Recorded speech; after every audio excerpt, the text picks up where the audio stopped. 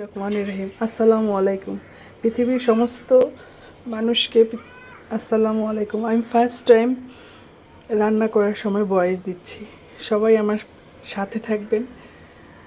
আর যদি কোনো ভুল ত্রুটি হয় ক্ষমা দৃষ্টিতে দেখবেন। তা আমি আজকে রান্না করব হলো মুরগির মাংস, ডিম ভুনা করব, পোয়া মাছ ভুনা করব, চিংড়ি মাছ ভুনা করব, আর শীতের যে কলমি শাকটা হয় না, সেই শাকটা ভাজি করবো আজকে ডিম দিয়ে। তো থাকেন আমার সাথে সবাই। বিসমিল্লাহ। আমি শুরু করলাম শাক দিয়ে আর পোয়া মাছ ভাজা দিয়ে। আমি একবার পেঁয়াজ, কাঁচামরিচ, লবণ দিয়ে একটু ভাপ দিয়ে নিব শাকটা।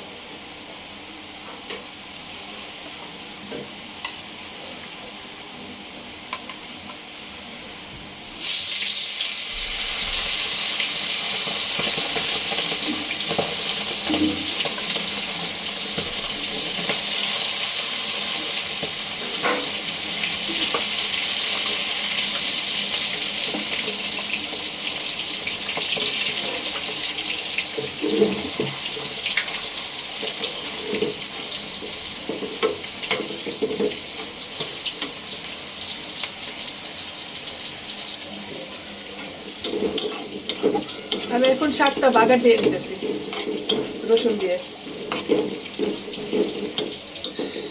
এই শীতে কলমি শাক একবার খেতেই হয়, না খেলে আসলে ভালো লাগে না। আর যখন নাকি আলাদা কলমি শাকটা ভাপ দিয়ে রসুন দিয়ে বাগার দেওয়া হয়, তখন কিন্তু আসলে অনেক টেস্ট লাগে।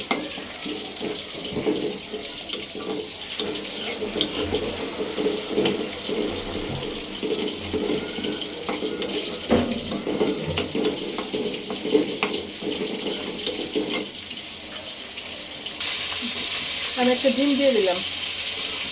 আমার হাজব্যান্ড আসলে ডিম দিয়ে খুব পছন্দ করে, তাই তার জন্যই শাকে ডিম দেওয়া, বিশেষ করে কলমি শাকে।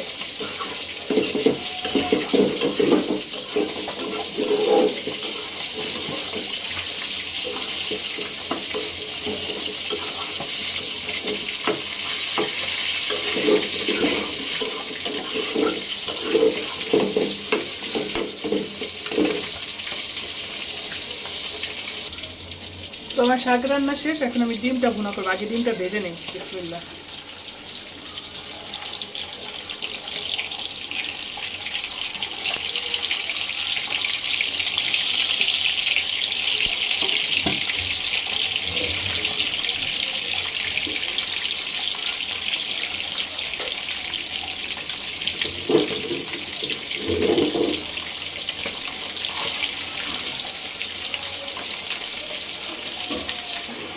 তো এবার পোয়া মাছটা ভাজা শেষ, এখন আমি পোয়া মাছটা ভেজে নিচ্ছি, ভুনা করে নিতেছি।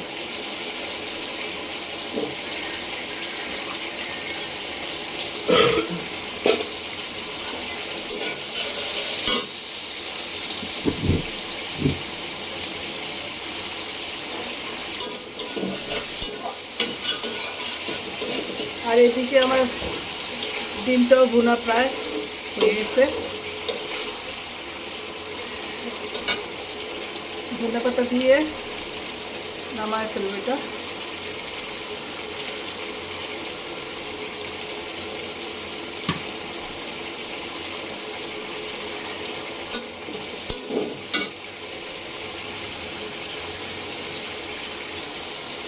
আমার ডিম ভুনা হয়ে গেছে।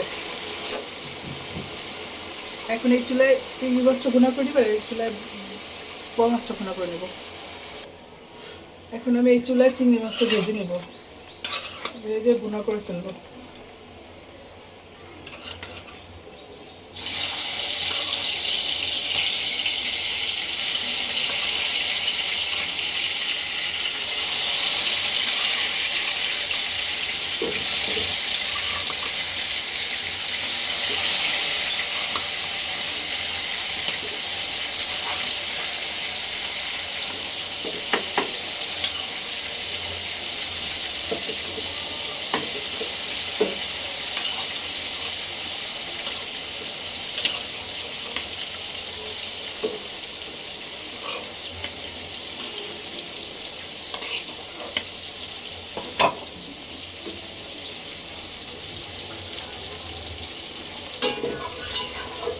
একটা পোয়া মাছের জন্য ঝুল দিছি, পোয়া মাছ দিয়ে দিব।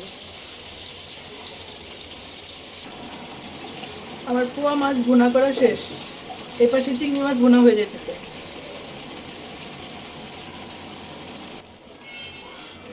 আমার চিংড়ি মাছ ভুনা করা শেষ, এখন রাঁধবো মুরগির মাংস।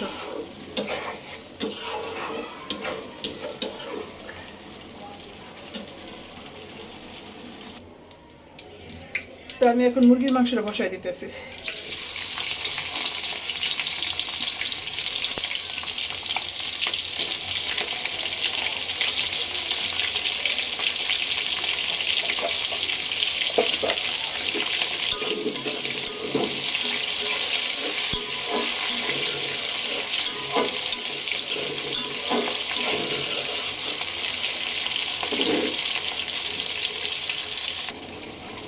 তো এখন আমি মুরগির মাংসটা কষানো মশলার ভিতরে দিয়ে দিচ্ছি।